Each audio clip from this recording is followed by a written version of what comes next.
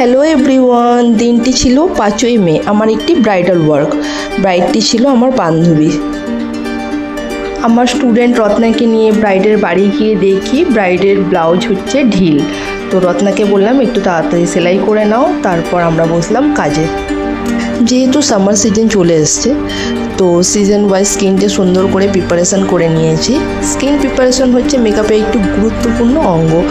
যতটা ভালো skin preparation হবে, মেকআপটি দেখতে ততটাই ফ্ললেস হবে।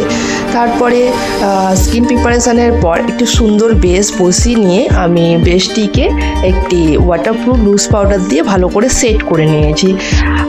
ওয়াটারপ্রুফ লুজ পাউডার দিয়ে ভালো করে সেট করে নেওয়ার পর আমি একটি আই মেকআপ এর ফাঁকে দিয়েছি ব্রাইডকে। তারপর আই মেকআপটি দেওয়ার পর একটি ম্যাকের কম্প্যাক্ট নিয়ে আর একবার বেসটিকে ভালো করে বসিয়ে নিলাম। ভালো করে পাউডার দিয়ে বেসটি সেট করে নেওয়ার পর একটা সারলেট টিলবাড়ি ফিক্সার দিয়ে আমি বেসটিকে ভালো করে সেট করে নিয়েছি। ক্লায়েন্ট কোনো রকম কলকাই ফেসে করতে রাজি ছিল না, তো আমার রিকোয়েস্ট শুনে ও ডট কলকাটা করতে রাজি হয়েছিল। ওর ফেসে ডট কলকাটা কেমন যাচ্ছে একটু জানিও। মেকআপের মধ্যে হাইলাইটারটি আমার ফেভারিট পার্ট, তো হাইলাইটার দিয়ে মেকআপটি কমপ্লিট করলাম। আমার ক্লায়েন্ট কোনো রকম হেয়ারে বাউন্স চাইছিল না, কোনো রকমের বুফন চাইছিল না, ফেসে কোনো রকম কলকা চাইছিল না। তো আমার রিকোয়েস্টে ও ডট কলকাটা করতে রাজি হয়েছিল, বাট কোনো রকম ক্রাউন ও হেয়ারে ইউজ করতে চায়নি। মেটালিক বা সোলার কোনো রকম ক্রাউন ও ইউজ করতে চায়নি।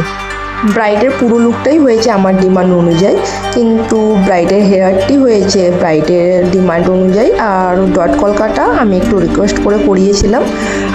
এর মাঝে একটু পার্টি মেকআপও করে নিয়েছিলাম। ব্রাইডের পুরো লুকটি কেমন হয়েছে প্লিজ একটু কমেন্ট করেও জানিও। এর মাঝে আমি একটু সাজুগুজু করে চলে এলাম। ভিডিও শুরুতেই বলেছি ব্রাইড হচ্ছে আমার বান্ধবী।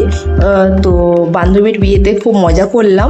এবার সকালবেলায় ব্রাইড যাচ্ছে নিজের শ্বশুরবাড়িতে, তো তোমাদের সাথে পুরো ভিডিওটাই শেয়ার করলাম। ব্রাইডের ফুল লুকটি কেমন হয়েছে একটু কমেন্ট করে